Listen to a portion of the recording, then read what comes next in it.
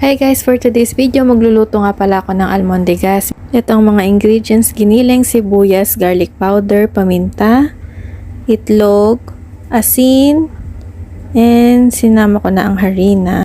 Mix muna natin. Ginamit ko ng aking kamay para mas mabilis. Nagpakulo nga pala ako ng tubig. Lagyan ko ng mantika, asin, at ayan na. Gawa na ako ng bola-bola at tinupog ko na sa tubig. At pag naluto na ang bola-bola, sa separate na kaserola naman, maglagay ng mantika, magisa ng bawang at sibuyas. And then, ilagay na ang nilutong bola-bola.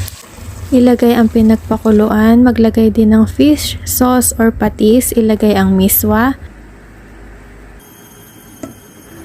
Sunod na ilagay ang patola. Pakuluan muna. After that, ayan na.